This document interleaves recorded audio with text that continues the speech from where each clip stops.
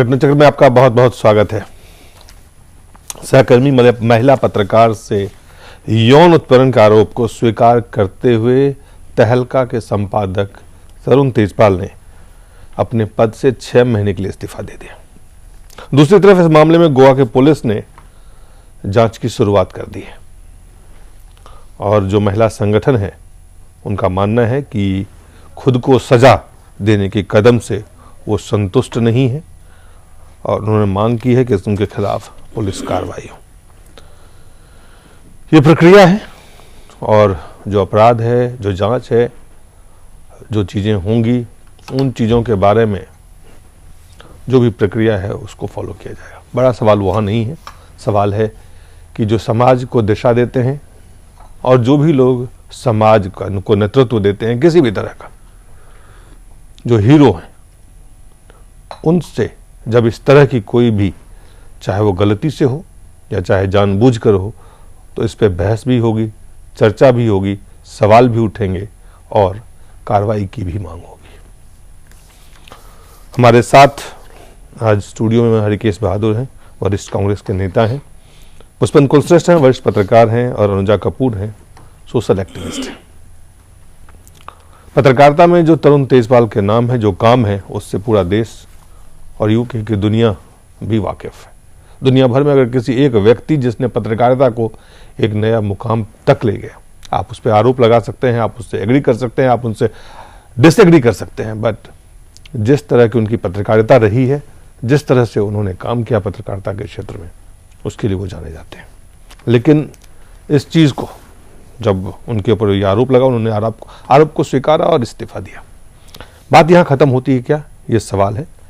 सबसे पहले अनुजा, जितने भी महिला संगठन है वो कह रहे हैं कि आप खुद को सजा देके इससे बच नहीं सकते।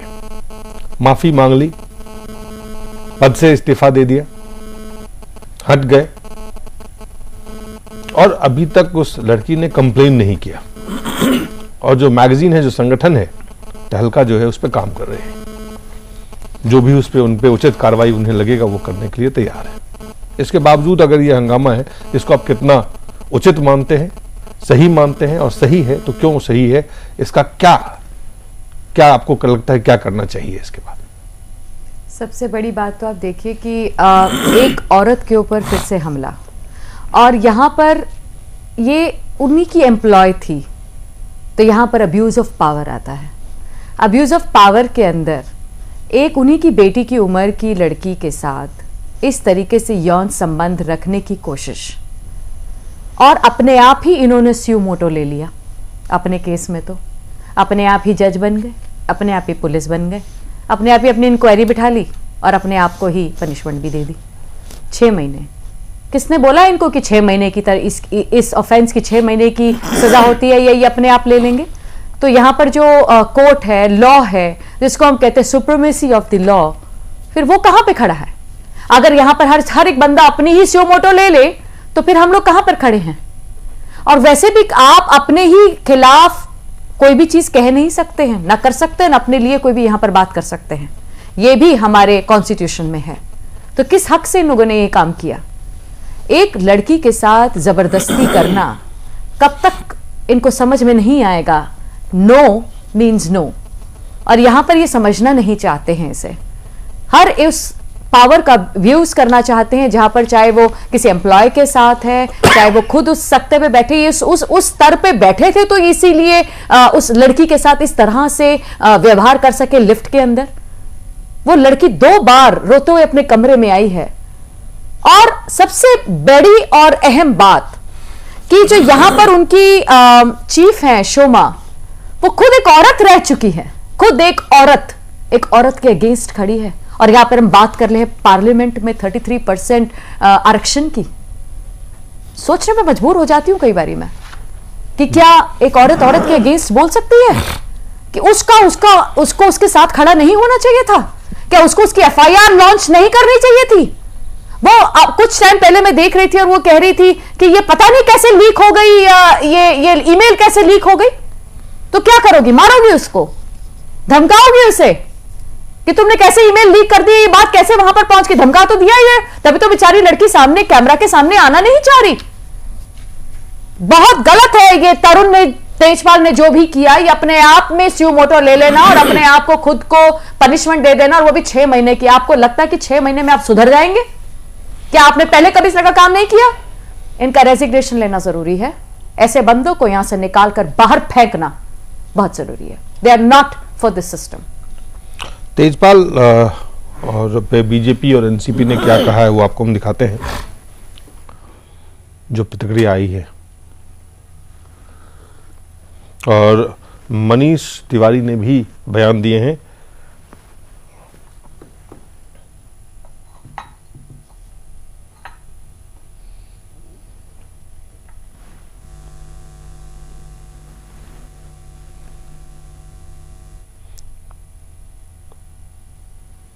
हम कोशिश करते हैं आपको ये दिखाने का कि जो अलग अलग बयान और प्रतिक्रियाएं हैं। सोमा चौधरी जो तहलका की संपादक है, मैनेजिंग एडिटर, उन्होंने क्या कहा वो भी दिखाते हैं आपको।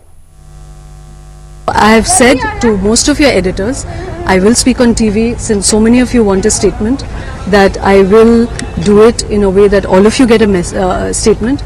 But please understand that there is a measured way in which I, as heading this institution, need to act. But I just told you, please don't get me into a long conversation on this. I want to address the issues that have been raised. Please give me a chance to do it in a decent way. I am from the fraternity. I understand the need for transparency, but I do need the time to act correctly on it. I can't. I will falter. The institution will falter. If you put this amount of pressure to get an immediate reaction on it, it is a difficult situation. I will address all the questions and issues that are being raised. Do give me the time to prioritize it. Getting her to feel correct is the first priority. Addressing my office is the second priority.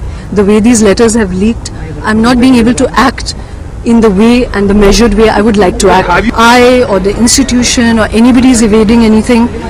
In 3 days, an unconditional apology has been sent out. The editor has stepped down.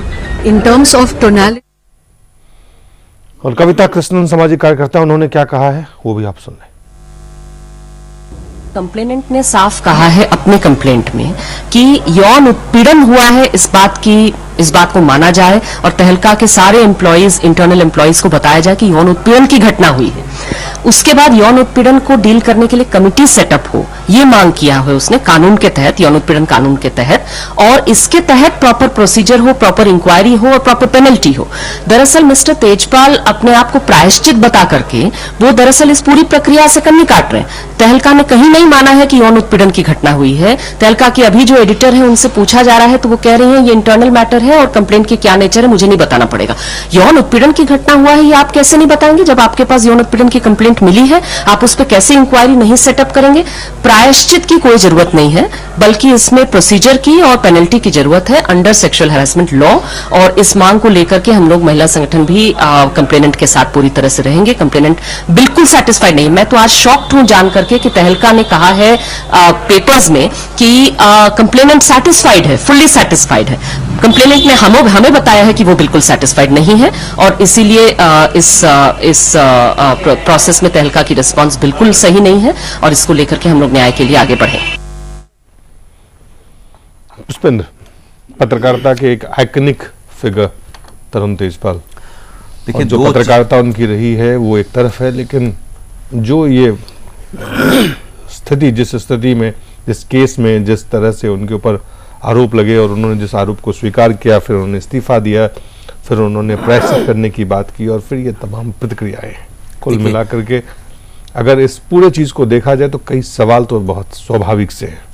देखिए जो सवाल उठ रहे हैं उसमें कहीं कोई गलती नहीं है और सवाल उठने भी चाहिए, लेकिन मैं ये कह रहा हूँ कि मुझे लगता है कुछ लोग गैर ज़रूरी टाइप का भी सवाल उठा रहे हैं। तरुण तेजपाल ने एक क्राइम किया और उस क्राइम को उन्होंने फुल पब्लिक व्यू में एक्सेप्ट किया और जो उनके ऑफिस के अंदर था उन्होंने कहा कि हाँ मैंने ये किया है और ये बात सारे मीडिया में आ भी चुकी है। तरुण तेजपाल ने कहीं ये नहीं कहा कि मैंने माफी मांग ली है और 6 महीने के लिए मैंने स्टेप डाउन कर दिया है, इसका मतलब बात खत्म कर देनी चाहिए।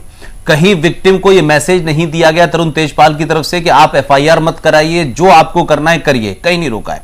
मेरा कहना है कि जो तरुण तेजपाल के अलावा मैडम जो सोमा है, इनकी बात से लोगों में यह भ्रम जा रहा है कि तरुण तेजपाल ने 6 महीने के लिए स्टेप डाउन कर लिया। ठीक है, वो उनका मामला है, करें ना करें, क्योंकि क्राइम से जो क्राइम उन्होंने किया है उसकी सजा जो इंडियन पेनल कोड है वो तय करेगा। ये उनका सुओ मोटो हो सकता है कि 6 महीने के लिए 10 साल के लिए मैं साहब पद पे नहीं रहूंगा, मत रहिए, उससे आपकी सजा कम नहीं हो जाएगी, उससे आपका क्राइम कम नहीं हो जाएगा। मेरा कहना है कि क्या कोई ईमेल ऐसी अभी तक आई है जिसमें तरुण तेजपाल ने अपने ऑफिस की जो एमडी हैं उनसे कहा हो कि इस मामले को हशअप कर दो, लड़की को कहीं गुमराह करने की कोशिश करो, लड़की पे प्रेशर डालो। ये जो मैडम सोमा है जिस एरोगेंस के साथ ये बात कर रही हैं, उससे ये है कि एक आदमी ने क्राइम किया है, उस क्राइम के सिलसिले में जो लीगल चीजें होनी चाहिए थी वो इन मैडम ने नहीं की हैं, और अपने इस एरोगेंस से कि उन्होंने माफी मांग ली है और उन्होंने स्टेप डाउन कर दिया है, व्हाट यू वांट नेक्स्ट, इससे तरुण तेजपाल जैसे आदमी ने जिसने क्राइम किया, एक्सेप्ट किया, उससे आगे की कार्रवाई जो सोमा को करनी चाहिए थी वो उन्होंने नहीं की है। वो उस न करने की कार्रवाई को खामखा इस तरीके से प्रेजेंट कर रही हैं जिससे ऐसा लग रहा है कि वो कहीं छुपाने की कोशिश कर रही हैं। मेरा मानना यह है कि अगर वो समझदार हों तो उनको एक जो शिकायत मिली थी उसको उठा करके उनको पुलिस को दे देनी चाहिए थी, पुलिस अपना काम करती, तरुण तेजपाल को कोर्ट में जाकर के उसको एक्सेप्ट करना था या नहीं करना था, एक लीगल प्रोसेस होता। लेकिन जहां तक तरुण तेजपाल की बात है कि उनकी पत्रकारिता, मुझे लगता है कि जिस तरीके से इसमें हमले हो रहे हैं माइनस लीगल एस्पेक्ट के अलावा जो कुछ लोगों को मुझे लग रहा है जिस तरीके से भारतीय जनता पार्टी ने उन पे निशाना साधा है, उस निशाने से मुझे ऐसा लगता है कि तरुण तेजपाल ने पिछले 3-4 जो बड़े स्टिंग किए जिसमें बंगारू लक्ष्मण को पैसा लेते दिखाया गया, कुछ को वो बढ़ास है, कुछ क्रिकेटर हैं जो कुछ कांग्रेस में चले गए हैं, कुछ बीजेपी के साथ जिनका संबंध है या जिनके साथ जॉर्ज फर्नांडिस का संबंध है, कुछ वो लोग हैं, वो तमाम सारे लोग तरुण तेजपाल को एक ऐसा दिखा रहे हैं कि बहुत ही घटिया बेकार सा पत्रकारिता, ब्लैकमेलर था। यह मैं समझता हूं गलत है, उनकी पत्रकारिता पे कोई सवाल नहीं उठा रहा, यह उनका पर्सनल मिसकंडक्ट है, इसमें उनको पूरी कड़ी से कड़ी सजा वैसी मिलनी चाहिए जैसे आसाराम के पीछे लोग लगे हुए हैं, जैसे नागर साहब के पीछे लगे हुए हैं या दीगर कोई और आदमी है, उसमें कहीं कोई कंप्रोमाइज नहीं होना चाहिए। लेकिन सोमा चौधरी टाइप के लोगों को भी यह समझना चाहिए कि यह सेंसिटिव मामला है। बार बार यह कह के कि नहीं उन्होंने इस्तीफा दे दिया है, नहीं वो उन्होंने माफी मांग ली है, उनके माफी मांगने और इस्तीफे से इसका कोई लेना देना नहीं है। हरिकेश जी, मामला दो तरह के हैं, एक है पत्रकारिता में जो लोग शिखर पे हैं, जो लोग समाज को दिशा और समाज की खामियों को उजागर करता है, अगर उस व्यक्ति से इस तरह की भूल, गलती, अपराध जो भी कह ले होता है तो इसके असर जो है व्यापक होते हैं और कई सवाल इसलिए खड़े होते हैं कि आप फिर उम्मीद किससे करेंगे कि वो लोग समाज को एक बेहतर कल की तरफ ले जाए। यहाँ पे बड़ा सवाल खड़ा होता है। देखिए, ऐसा है कि ये सब चीज़ें जो हो रही हैं ये बड़ी ही डिस्टर्बिंग सिचुएशन है देश के अंदर। जितने इम्पॉर्टेंट इंस्टीट्यूशंस से जुड़े हुए लोग हैं, जो इंस्टीट्यूशन और व्यक्ति दोनों समाज को दिशा देते हैं या समाज को रास्ता दिखाते हैं या समाज के तमाम समस्याओं का हल ढूंढने की जिनके ऊपर जिम्मेदारी है जी, ऐसे तमाम इंस्टीट्यूशन में से जुड़े हुए महत्वपूर्ण लोगों के ऊपर इस तरह के आरोप लगातार पिछले कुछ वर्षों से लगते आ रहे हैं। संभव है कि पहले भी ऐसा होता रहा हो, लेकिन वो उस समय इतना ज़्यादा मीडिया और सारा सिस्टम जो है जागरूकता शायद समाज में उतनी न रही, को ढक जाता था। लेकिन अभी ये सब जो चीज़ें, अब एक ऐसा समाज जिसमें कि जागरूकता बढ़ी है, लोकतंत्र के प्रति लोगों में एक भाव जागृत हुआ है कि यही सिस्टम है जिससे कि हम अपने सब व्यवस्था को चला सकते हैं, और लोगों में एक थोड़ा पढ़ाई लिखाई का जो स्तर बढ़ा है, उन सब बहुत सारी चीज़ों से लोगों में जागरूकता आई है। उस जागरूकता का नतीजा है कि आज ये पता चल रहा है कि विभिन्न समाज के विभिन्न संस्थाओं से जुड़े हुए लोग किस प्रकार का आचरण कर रहे हैं। बहुत सी चीज़ें कर रहे हैं जो कि नहीं भी पता चल रहा है तो छिपा हुआ है।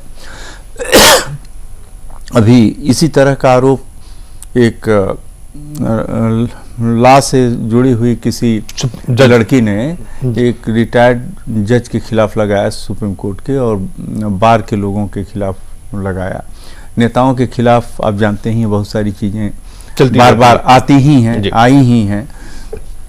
अब ये पत्रकारों का नेताओं, मामला है। अधिकारियों, ये मीडिया जो आपका फोर्थ स्टेट है उसके बारे में ये सब आया, तो ये कुल मिला करके जो स्थिति बन रही है, एक बात बहुत साफ हो गई है कि समाज के हर संस्था में कुछ ऐसे लोग हैं जो कि केवल दूसरों की बुराई देखने और उसे इंगित करने का काम कर रहे हैं। वो अपने बारे में ज़्यादा नहीं सोच रहे हैं कि वो खुद क्या कर रहे हैं। और ये हमारे समाज का एक बड़ा भारी दोष है कि हम बुराई जब देख रहे हैं तो दूसरे में देख रहे हैं, अपने में नहीं देख रहे हैं। और समाज एक ये बहुत मूलभूत सिद्धांत है कि अगर व्यक्ति अपने आप को ठीक कर ले तो सारा समाज ही ठीक हो जाएगा, लेकिन ऐसा होता नहीं है। और ऐसा नहीं होता है, इसीलिए समाज में तरह तरह की बुराइयां होती हैं और उन बुराइयों को रोकने के लिए तरीके तरह तरह के बनाए गए हैं, संवैधानिक तरीके से, कानूनी तरीके से, तमाम जो एक्ट्स वगैरह जो बनते हैं, तो ये सब प्रावधान किए जाते हैं। तो कहने का मतलब ये है कि जब समाज के ऐसे लोग जो कि महत्वपूर्ण संस्थाओं से जुड़े हैं और वो गलत रास्ते पर चलने का खुद काम करते हैं, तो एक तो उनको कोई नैतिक अधिकार नहीं रह जाता कोई दूसरों की बुराई के बारे में ज़्यादा बात करें और दूसरों को सजा देने का काम करें। दूसरी बात यह है कि इनके आचरण का प्रभाव समाज के ऊपर पड़ता है, जो मैंने आप लोगों से बार बार यहाँ पर कई बार डिस्कशन हुए तो मैं इसको कहा हूँ, यद्यदाचरति श्रेष्ठस्तत् देवेतरो जना सयत प्रमाणम कुरते लोकस तदनु वर्तते। समाज में श्रेष्ठ लोग जैसा आचरण करते हैं दूसरे लोग भी वैसा ही आचरण करते हैं, जो प्रमाण कर देते हैं सारा मनुष्य समुदाय वैसे ही करने लग जाता है। तो यह दुर्भाग्यपूर्ण स्थिति है, बड़ी डिस्टर्बिंग सिचुएशन है कि समाज के सभी इम्पोर्टेंट संस्थाओं से जुड़े हुए लोग, कुछ लोग ऐसे हैं, सभी तो नहीं लेकिन कुछ लोग ऐसे हैं जिनके कारनामे समाज को प्रदूषित कर रहे हैं, समाज को गलत दिशा दे रहे हैं। इसलिए ये बहुत कड़े तौर तरीके से इन सब चीज़ों से निपटने की ज़रूरत है, क्योंकि जो कानून की व्यवस्थाएं हैं वो पूरी तरह सफिशिएंट नहीं है। अगर ऐसा होता तो किसी सुप्रीम कोर्ट के जज के ऊपर कैसे लग जाता है आरोप, किसी बहुत बड़े नेता के ऊपर ये आरोप कैसे लग जाता। हो सकता है कि बाद में आरोप न साबित हो, क्योंकि आजकल जो हमारा जुडिशियल सिस्टम है सारा, जिसमें हम क्राइम को पहले साबित करने के बाद ही किसी क्रिमिनल को सजा देते हैं, हो सकता है कि लोगों के खिलाफ ना चीजें साबित हो, बाद में ये लोग छूट भी जाएं। लेकिन इससे एक बात तो साबित हो जाती है कि अगर अपराध हुआ है तो अपराध करने वाला कोई है, और अगर अपराध करने वाला कोई है तो उस अपराधी को पकड़ा जाना चाहिए, उसे दंडित किया जाना चाहिए। और अगर हम ये नहीं कर पा रहे हैं तो हमारे पूरे जुडिशियल सिस्टम में कहीं कहीं कोई गड़बड़ी है। निर्मला सावंत है, महिला आयोग के सदस्य हैं, उन्होंने क्या कहा है, सचिव है, उन्होंने क्या कहा वो आपको हम दिखाते हैं। उनकी अपनी कन्फेशन हुई है जिसमें उन्होंने अपने आप को सजा भी दी है और ये कहते हुए मान के चल रहे हैं कि मैं कंप्लेनेंट भी हूँ। मैंने उनका एक्चुअली ऑडियो और वीडियो नहीं देखा, लेकिन जो न्यूज चैनल में बाइट्स आ रहे हैं उसमें से कुछ पता चलता है। उसकी पूरा तरह हम जांच करेंगे, आज ही के दिन वो सब आउट हुआ है। लेकिन अगर कंप्लेनेंट बोलता है कि मैंने ये किया है, गुनाह किया है और मैं अपने आप को सजा दूंगा, तो ये कोई कानूनी तरीके से भी बैठता नहीं और ऐसा नहीं होता। आप खुद को भी सजा लो और फिर गलती भी करो, ऐसा नहीं होता है। इसके लिए हमारे इंडिया में एक सिस्टम बनी है, वो क्रिमिनल जस्टिस सिस्टम है, कानून के ऊपर कोई नहीं है। तो इस हिसाब से उस एंगल से हम इस चीज को देखेंगे और उसके ऊपर जो कुछ एक्शन लेना है वो ले लेंगे। एक खास बात यह है कि तरुण तेजपाल ने जो कहा कि एक बुरे फैसले परिस्थिति को ठीक से न समझ पाने की वजह से ये दुर्भाग्यपूर्ण घटना हुई, जो कोर्ट में हमारे सिद्धांत के खिलाफ है। मैंने पहले ही बगैर किसी शर्त के संबंधित पत्रकार से दुर्व्यवहार के लिए माफी मांग ली है और प्रायश्चित करना चाहिए। उन्होंने कहा कि मुझे लगता है कि प्रायश्चित सिर्फ शब्दों से नहीं हो सकता, इसलिए मैं तहलका के संपादक पद से हटने का पेशकश कर रहा हूँ अगले 6 महीने तक के लिए कम से कम। तो ये कहीं न कहीं वो जो स्थिति है, शायद उन्हें लग रहा है कि उन्होंने गलती की है और गलती कर उन्होंने ये काम एक अपने आप को ये उन्होंने ये नहीं कहा कि आप देश का क्रिमिनल जस्टिस सिस्टम जो है वो इनफेक्टिव होना चाहिए, कोई किसी को वहां पे कंप्लेन नहीं करना चाहिए। अनुजा देखिए, यहाँ इन्होंने अपने आप ही, मैं यही बता रही हूँ, इन्होंने अपने आप ही कहीं ना कहीं। हाँ जी, क्या बोल रहे हैं आप? मैं ये कह रहा हूँ कि जो बात वो ये नहीं कह रहे हैं कि आप कार्रवाई मत करिए, किसी को नहीं, कोई कार्रवाई नहीं कर सकता। वो कह रहे हैं कि जो मुझे लगा, उन्हें लगा कि उनसे गलती हुई है, उन्हें लगा कि जो चीजें दुर्भाग्यपूर्ण घटना थी, उन्हें लगा कि उस जो वो खुद कर सकते हैं उन्होंने खुद को किया, लेकिन उन्होंने ये नहीं रोका है कि कोई भी कार्रवाई नहीं हो, किसी तरह की कोई लोग शिकायत ना करे, तो कम से कम ये इन चीजों को लगता है आपको कि इससे एक संदेश जो है, जो गलती हुई है उसका एहसास तो है ही नहीं। डेफिनेटली वो उन्होंने अपनी रिस्पॉन्सिबिलिटी का पर एक्ट करा है उन्होंने, और वो जानते हैं कि उन्होंने क्या किस तरीके से उन्होंने इस चीज को अंजाम दिया है, और ये चीज गलत है, ये एक सोसाइटी नॉर्म्स के हिसाब से गलत है। बिल्कुल, तभी उन्होंने खुद को ये किया, दिया और ईमेल में भी है उनके, वो उन्होंने माना। पर मानने के बाद उन्होंने अपने आप में, उन्होंने जैसे अगर लिखा है, जैसे उन्होंने कहा कि इस्तीफा दे दिया, पर इस्तीफा दे देने के बाद भी ये चीज यहाँ खत्म नहीं हो जाती है। आपने इस्तीफा अपने हिसाब से दिया, ठीक है, आप इसके खिलाफ में जो एक कानूनी कार्रवाई होती, उसके बीच में उन्होंने ये नहीं बोला कि हाँ बिल्कुल कि मेरे ऊपर आप ना कीजिए, उन्होंने अपने आप किया।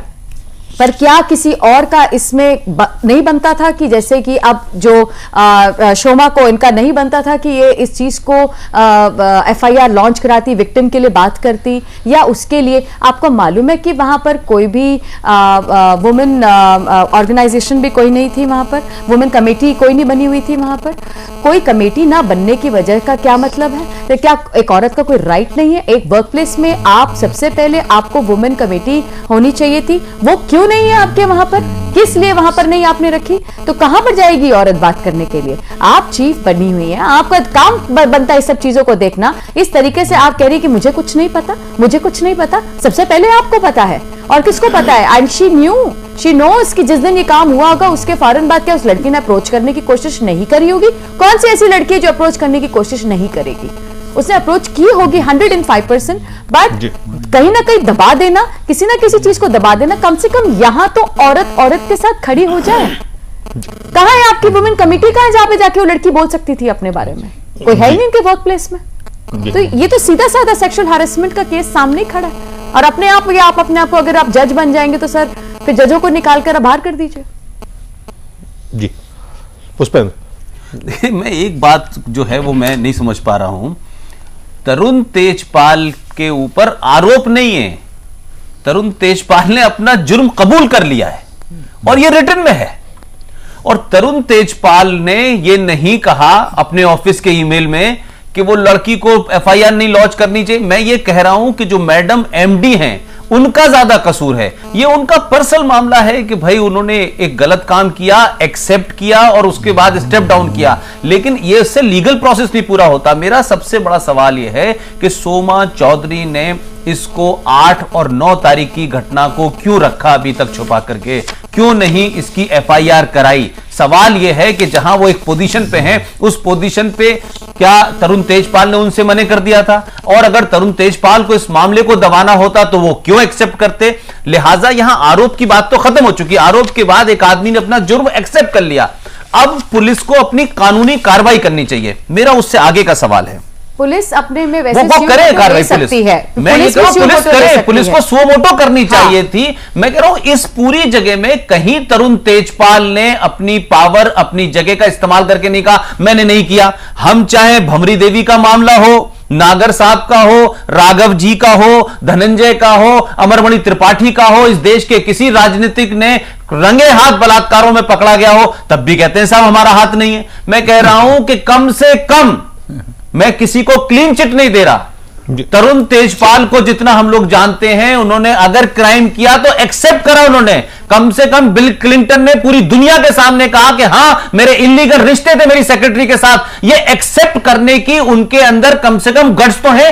पुलिस को इससे उसकी कार्रवाई पे कोई असर नहीं पड़ता। जो छोटी सी बात आखिर में कहना चाहता हूं, छोटा सा ब्रेक लेते हैं कि इस वक्त सबसे बड़ा संकट यह है कि एक आइकॉन थे, हम तमाम सारे लोगों ने उनको, मीडिया को लड़ाई लड़ते हैं, इन चीजों को आवाज देता है। लेकिन मैं फिर ये कह रहा हूं पूरी दुनिया में सवाल पूछने वाले खुद सवालों के घेरे में ये एक बड़ा सवाल हो जाता है कि जो व्यक्ति सवाल खड़ा करता है, जो व्यक्ति सवाल पूछता है, जो इंस्टीट्यूशन सवालों के लिए ही बनाया गया है, जिस इंस्टीट्यूशन का काम ही यही है कि आप इन तमाम तरह के एब्रेशन हो या रूल्स हो या ऐसे गलत चीज हो उसको आप उजागर करें, वो खुद अगर सर खबर बन जाए तो आप जैसे बता रहे हैं कि तरुण तेजपाल की जो जिसे कहना चाहिए बली, जिसे कहना चाहिए अगर मैं हिंदी में कहूं, अगर इस पत्रकारिता के बहुत सारी चीजों को उस स्टेज पर रखना है, उनको सिर्फ ऑफिस से स्टेप डाउन नहीं करना चाहिए। वो आए और जिस भी थाने से लगते जाके कहें मुझसे ये क्राइम हुआ है and I am ready to face whatever the punishment, तब जाकर के कहीं हम पत्रकारिता का वो फेस बचा पाएंगे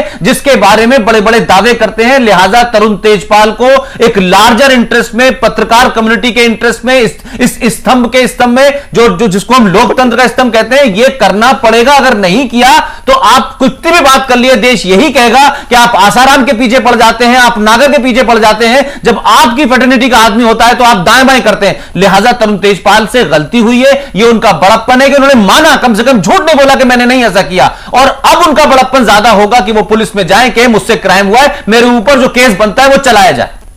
छोटा सा ब्रेक लेते हैं, ब्रेक के बाद जल्द वापस लौटते हैं।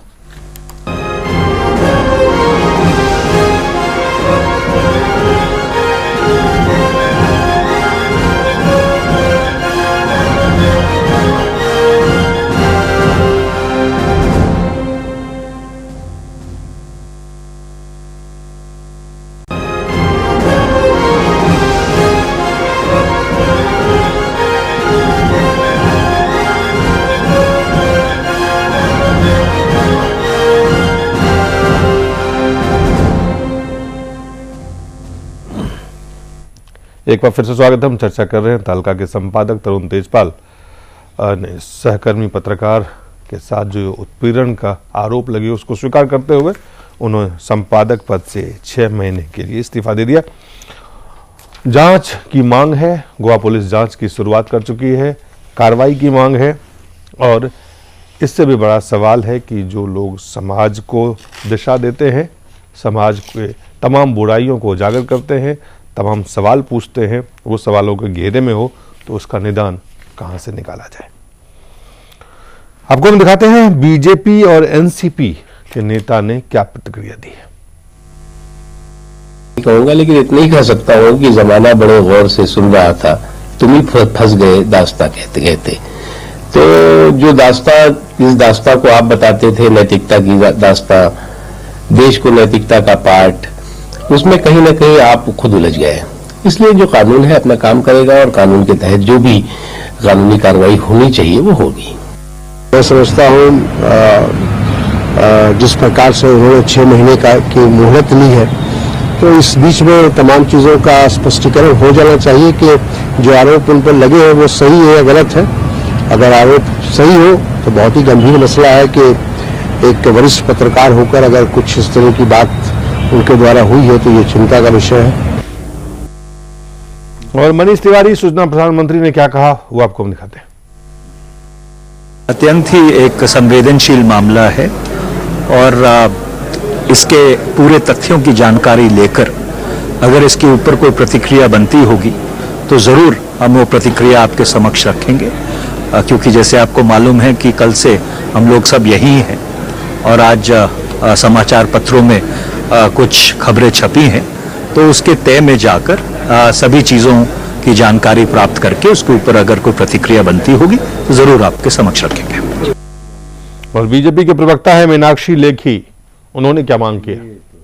यहाँ पर महिला जो कि बिल्कुल अलग बैकग्राउंड से आती है, पढ़े लिखे परिवार से और upper middle class journalistic background से आती है, वो पुलिस को कंप्लेंट करती है। और अगर आप उस कंप्लेंट को पढ़ें तो ये रेप केस है, 375 की डेफिनेशन में आता है और उस मामले को ढकने की कोशिश की जाती है 6 महीने की पेड हॉलिडे पे जाने की।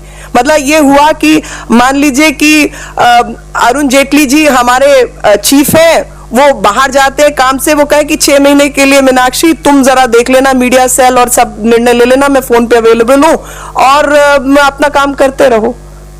ये क्या सजा हुई?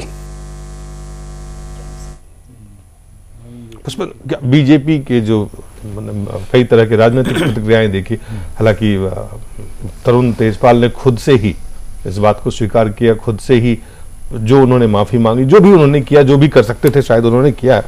लेकिन जो बीजेपी की प्रतिक्रिया है, अब इसको मौका बना करके मीडिया जो तमाम तरह की खामियां मीडिया उजागर करता है, तमाम तरह की बातों को मीडिया सवाल पूछता है। तो चूंकि इस वक्त मीडिया के वो शख्सियत सवालों के घेरे में है जिनको लोगों ने एक आइकन की तरह लगातार जो देखते हैं कि वो एक पत्रकार जिसने पत्रकारिता की।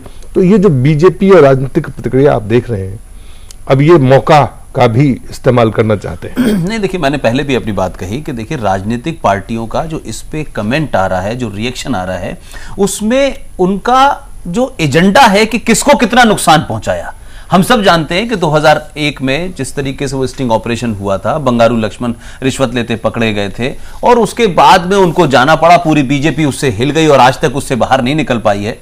तो कुछ राजनीतिक पार्टियां एक्स पत्रकार को समझती हैं हमारे साथ है, कुछ वाई को समझती है हमारे साथ है। यह मौका भारतीय जनता पार्टी के हाथ लग गया है कि तरुण तेजपाल या तहलका जो लगातार गुजरात के दंगों के ऊपर या बंगारू लक्ष्मण के ऊपर या जो और डील हुई है उनके ऊपर जो करते रहे हैं, उससे उनको लगता है this is the right time to settle the score. और उसी भाषा में और उसी अंदाज में लोगों की प्रतिक्रियाएं हैं। कांग्रेस की प्रतिक्रिया में यह है कि जो मनीष तिवारी बड़बोले कांग्रेस के इतने मंत्री हैं कि बात पता होने से पहले वो बोल देते हैं, अंग्रेजी में अलग से बाइट देते हैं, हिंदी में अलग से बाइट देते हैं। यह कल शाम की घटना है और अब शाम से लेकर के उनको अभी तक पता नहीं है कि यह घटना क्या है। उनका एक ही बयान चल रहा है लगातार। अभी हम देखेंगे, बताएंगे, तब हम प्रतिक्रिया देंगे। 48 घंटे होने वाले इस घटना को। तो मेरा कहना यह है जी कि आप प्रतिक्रिया पत्रकारों के बीच में जिससे आ रही है, उससे भी ऐसा लग रहा है कि राजनीतिक दल पत्रकारिता के बीच में बटे हुए हैं कि कौन चैनल का मालिक हमारे ज्यादा नजदीक है,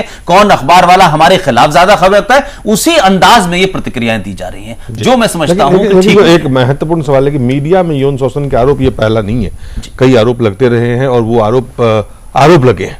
इस तरह से किसी भी पत्रकार ने, खास करके इस स्तर के पत्रकार ने, जो तरुण तेजपाल के जो स्तर के पत्रकार, उन्होंने किसी ने स्वीकारा नहीं है। वही बात इस तरह के ये फर्क है, इस तरह के आरोप लगते रहे। लेकिन जो बड़ा सवाल है कि मीडिया में जब यौन शोषण के आरोप लगते हैं, होता है, तो ये एक गंभीर मसला, उससे भी ज्यादा गंभीर हो जाता है कि आप वर्क प्लेस पे, बाकी जगहों पे आप बात करते हैं और यहाँ पे उसी चीजों को आप खुद ही उसको ढकने का, उसको ढक के हमेशा रखने का काम करते हैं। दूरदर्शन में या ऑल इंडिया रेडियो में अभी कुछ दिन पहले खबर चल रहा है, उसमें कहीं ना कहीं ये जो गंभीर पहलू है, इसको भी अनदेखी करने की जरूरत नहीं है। यहाँ पे कैसे इसको दुरुस्त किया जा सकता है मीडिया में, खास करके अगर मीडिया को सवाल पूछना है तो मीडिया को अपने अंदर की जो खामियां हैं उसको दुरुस्त करने की जरूरत है।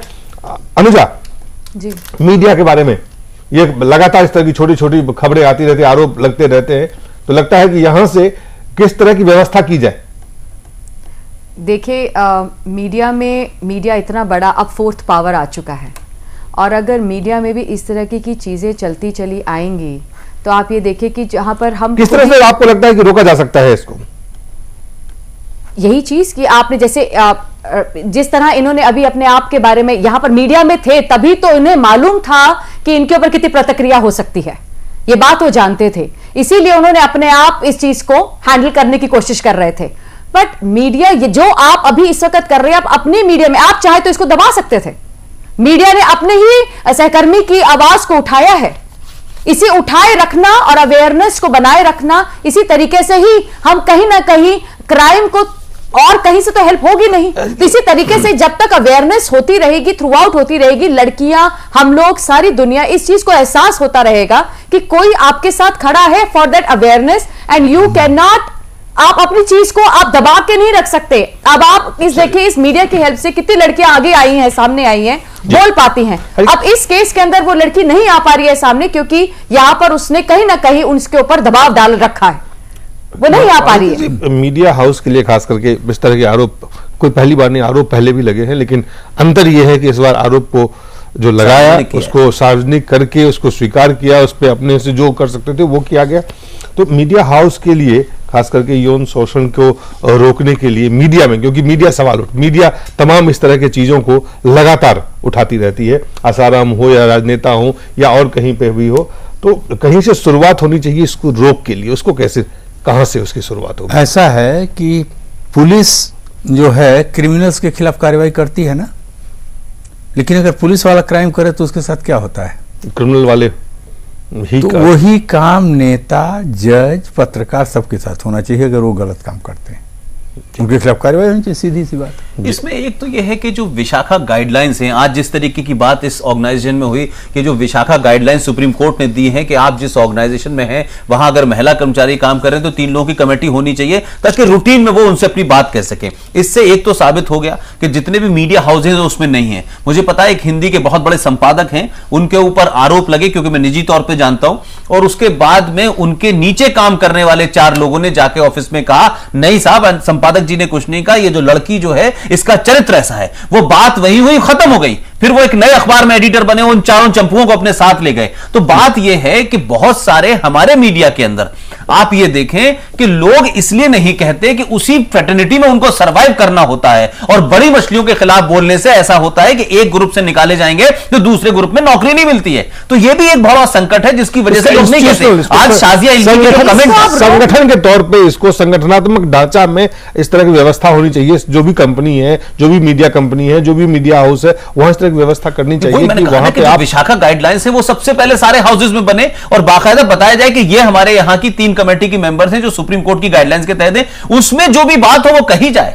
और आप ये देखिए ना कि जिस तरीके से तरुण तेजपाल के मामले में पूरे मीडिया ने खबर दिखाई है, और मैं कहता हूं ये अच्छा किया है मीडिया। यही तो मैं बता रही हूं, अगर इसको खबर नहीं दिखाते तो इसके 2 इंपैक्ट होते कि आपकी क्रेडिबिलिटी एक आदमी की वजह से खत्म हो जाती। मैं अभी किसी को ग्रुप में नहीं बांट रहा कि ये मीडिया इसके साथ है उसके साथ है, लेकिन तरुण तेजपाल की खबर उतनी ही शिद्दत और उतने ही बार बार चलाई जा रही है जितनी किसी और क्रिमिनल के चलाई जाती है। इसलिए मैं कह रहा हूं कि अगर ये नहीं होगा और जो आगे लोग हैं या जहां होता है, जहां दबे छुपे रूप में हो रहा है, चाहे वो AIR में हो, चाहे दूरदर्शन में हो, चाहे इस टीवी में हो, जब तक इसमें लोग बोलेंगे नहीं तब तक बात नहीं आएगी। अब देखना यह है कि इसमें उन पे FIR होती है, वो जेल जाते हैं, मुकदमा चलता है, वो एक लीगल मामला है। इंपॉर्टेंट बात यह है दिलीप इसमें कि जिस लड़की ने यह बात कही है, जो लड़की विक्टिम है, कहीं उसके 6 महीने बाद, 8 महीने बाद, 4 महीने बाद उस लड़की को यह फैटर्निटी विक्टिम तो नहीं करती, उसको विक्टिमाइज तो नहीं करती।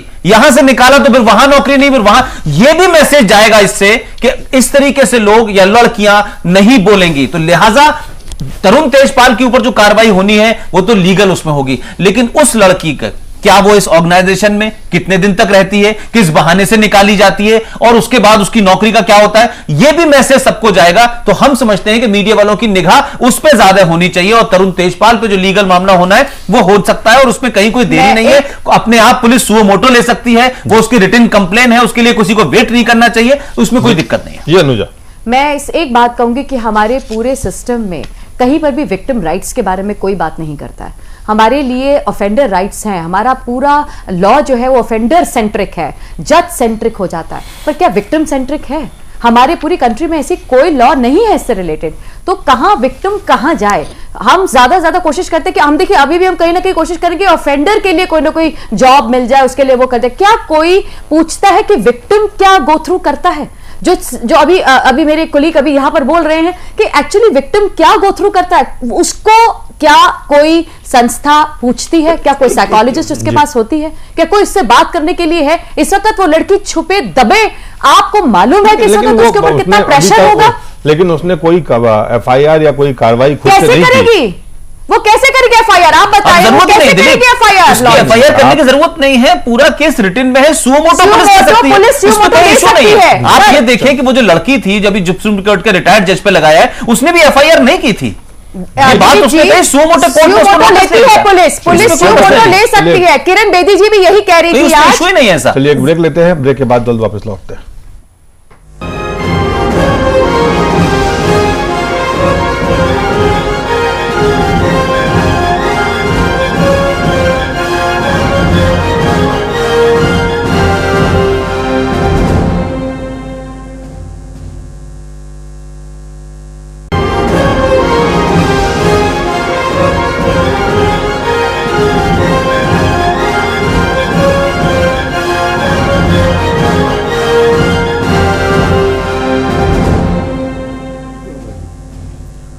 एक बार फिर से स्वागत है।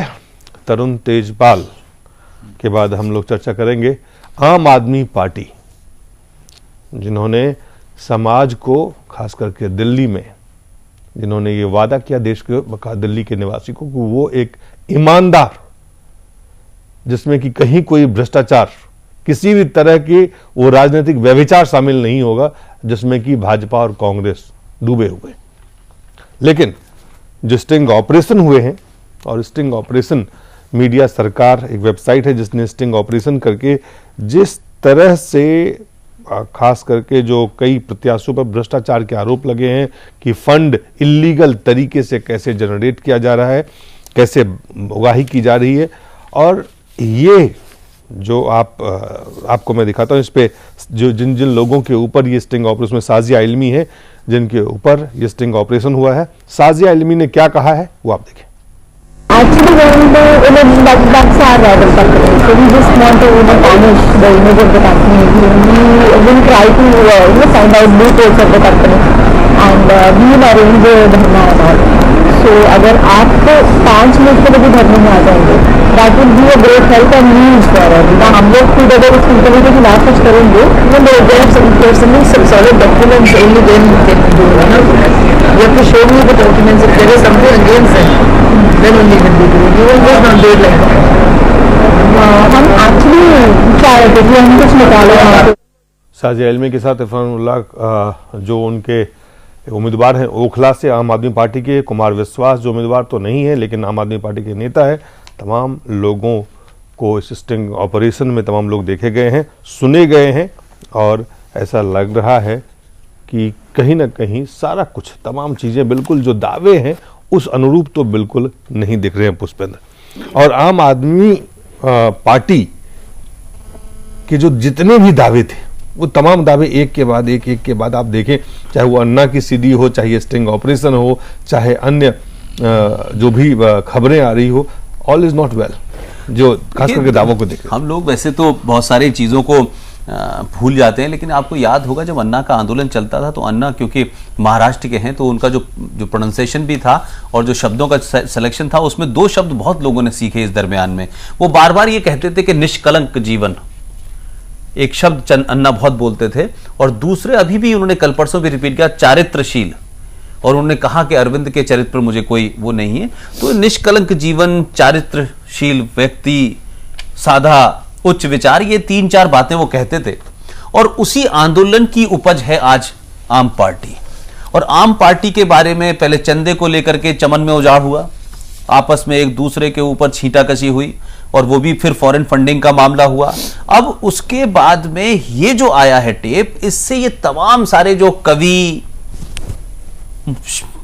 शायर, ये सब इकट्ठे जो किए थे इस पार्टी ने, उन सबका ये पता चल गया कि आप गाली दे सकते हैं लोगों को। तो भाई जो एक कैटल कहते हैं साहब उन लोगों को जो आम उसमें चलते हैं, मंत्रियों पे आप कमेंट कर सकते हैं, 20,000 का चंदा हम चेक से लेते हैं। इन तमाम सब लोगों ने इस स्टिंग ऑपरेशन के अंदर साफ साफ बोला कि एक शाजिया इल्मी कह रही है कि भाई 1 लाख रुपए तो हमारा बिल ही हो जाता है टेलीफोन का, तो हमें आप कैश दे दो, हम उसमें एडजस्ट कर देंगे, कोई फर्क नहीं पड़ता। एक वो जो है कवि महाराज, वो अक्सर हर चीज के अंदर तंज लगा करके और राइडर लगा के बोलते हैं, वो कह रहे हैं कि देखिए मैं तो इकोनॉमिक क्लास में चलता हूं और मेरा 100% पेमेंट हो, आप चेक से दें नहीं दे कोई फर्क नहीं पड़ता है, हमारा सब पीए सेट करता है। अभी ये कुछ हुए नहीं है, जुमे 4 दिन हुए, इनका पीए सेट करता है। तो जो 150 साल पुरानी पार्टियां हैं, 50 साल पुरानी पार्टियां हैं, उन पे आपने इतने आरोप लगा दिए, अभी तो आप पैदा नहीं हुए, और आपका मामला यह है कि आपने 1 लाख रुपया कैश लिया, आपने 50,000 रुपया कैश लिया। इस देश में कोई ट्रांजैक्शन जो इनकम टैक्स में दिखाया जाता है वो चेक से होता है, कैश का कहां मतलब होता है। तो अब ये तमाम जितनी बातें कहते रहे हैं, इन सब लोगों को सार्वजनिक जीवन में जो उच्च मूल और मापदंड की बात कर रहे थे, वो ना उच्च मूल है, ना मापदंड है, ना चारित्रशील का मामला है, ना निष्कलंक जीवन का मामला है। तो ये फिर किस लिए आए थे लोगों से कहने के लिए? आपने ईमानदारी के नाम पे लोगों को कांग्रेस और बीजेपी से ज्यादा गुमराह किया। लोग जानते थे कांग्रेस को, लोग जानते थे बीजेपी को, लोग जानते हैं समाजवादी पार्टी को, लेकिन आप पे भरोसा किया तो आप ज्यादा बड़े क्रिमिनल हैं। और अगर अरविंद केजरीवाल की पार्टी में जरा सा भी ज़र्फ है, अगर जरा सा भी कहीं सोच है, तो मैं समझता हूं कि जिन जिन लोगों के नाम आए हैं उन तमाम लोगों को इस इलेक्शन से विड्रॉ करना चाहिए। नहीं तो लगेगा कि आप इस रेस में शामिल होने के लिए तत्पर हैं, उत्साहित हैं, जल्दी से जल्दी सत्ता तक पहुंचना चाहते हैं, चाहे किसी रास्ते से जाएं, लेकिन भाषण देने के लिए, ज्ञान देने के लिए समाज में आपने सारे हरबे इस्तेमाल किए, लेकिन आप उन सबसे ज्यादा घटिया हैं जिनके बारे में आप राय समाज में कहते थे। हरकेश जी, राजनीति में उतरना और बिल्कुल साफ सुथरा रहना मुश्किल है। देखिए, ऐसा है कि राजनीति के बारे में तो ये कहावत है ही कि, और खास करके चुनावी राजनीति में, काजल की कोठरी में कितना हो सयानो जाए, काजल की एक लीक लागी है वाली स्थिति जो है ये राजनीति में क्या, अब तो समाज के हर फील्ड में लागू हो रही है। अन्ना ने अपने आप को जो इन लोगों से थोड़ा अलग रखा या रखने की कोशिश की, लगता है कि उन्होंने सूझबूझ और बुद्धिमानी का काम किया, क्योंकि वो जानते थे कि राजनीति में आने के बाद क्या क्या होगा। ये लोग दूसरों की बुराई, मैंने आपसे कहा ना कि इनका काम ही है दूसरों की केवल बुराई देखना, उसके बारे में बात करना, हर आदमी को कलंकित कर देना, ये इनका जैसे कि एजेंडा, इनका मुख्य एजेंडा था। अब उसी एजेंडे को खुद पे ऐसा बुरी तरह फंस गए हैं कि वे कहने लायक ही नहीं है। वैसे तो बेहयाई के साथ हर आदमी कुछ न कुछ कहेगा, जिसके ऊपर भी आरोप लगता है। 24 घंटा में वो टेप को वेरीफाई करेंगे कि ये सही है या नहीं है, और अगर ऐसा हुआ तो कार्रवाई करेंगे 24 घंटे के बाद अगर सच पाए। ऐसी चीजों हर स्तर पर वेरीफाई, भी मनीष तिवारी वो मामला सब वेरीफाई करेंगे, तहलका वाला, ये लोग इसको वेरीफाई करेंगे, तो हर आदमी भी वेरीफाई करेगा तब बताएगा कि क्या है। चीजें बाकी लोगों को तो समझ में आ गई हैं, लेकिन इन लोगों का वेरिफिकेशन बाकी है। अब सवाल है कि ये सब देख के मुझे ऐसा लगता है कि आज भी राजनीति में बहुत अच्छे लोग हैं जो बहुत सारी बुराइयों से दूर हैं, जो उन्हीं पार्टियों में है, कांग्रेस पार्टियों में हैं। और मैं जानता हूं, क्योंकि देखिए कुछ ऐसी चीजें हो गई हैं चुनावी राजनीति में, जो लोग कूदते हैं ना, उसमें कहीं न कहीं इस तरह की चीजें होना बड़ा स्वाभाविक हो जाता है, बहुत स्वाभाविक है। और आप बहुत ज्यादा अगर आप आदर्श हैं तो आप रहिए, फिर करके दिखाइए, फिर ये सब क्यों कर रहे हैं आप, फिर ये सब क्यों कर रहे हैं। तो अनुजा, जो दिल्ली के लोगों को जो एक विकल्प दिख रहा था, ईमानदार विकल्प, वो ईमानदार पे काफी सारे से उस ईमानदारी पे सवाल उठ चुके हैं। अब स्टिंग ऑपरेशन आ गए हैं, अन्ना की सीडी आ गई है, तो दिल्ली के जो लोग हैं, अब कांग्रेस, बीजेपी और आम आदमी पार्टी में उनको फर्क नजर आएगा? अभी बिल्कुल नजर आएगा, मुझे नजर आ रहा है। अगर मुझे नजर आ सकता है तो सबको नजर आ सकता है। और हम लोग तो पहले से ही जानते थे कि अचानक जुम्मा कोई सामने नजर आए। स्टार्टिंग में तो बहुत लग रहा था कि बहुत प्रॉमिसिंग है ये पार्टी, और शायद पता नहीं कोई चमत्कार ही कर देगा झाड़ू के साथ। तो अब वो झाड़ू तो इनके घर में ही चलने लग गया, तो अब समझ में नहीं आ रहा है, क्योंकि जिस तरीके से स्टिंग ऑपरेशन चालू इनके ऊपर हुआ, कहीं ना कहीं तो बात थी जो अंदर के बंदे को ये पता था कि ये सब चीजें चल रही हैं। और ये स्टिंग ऑपरेशन, आपको क्या लगता है, ये भी एक लूपहोल होता है, एक बताया जाता है। बहुत बहुत धन्यवाद, बहुत बहुत धन्यवाद अनुजा, हरकेश जी, पुष्पेंद्र जी, आप सब लोगों का बहुत बहुत धन्यवाद।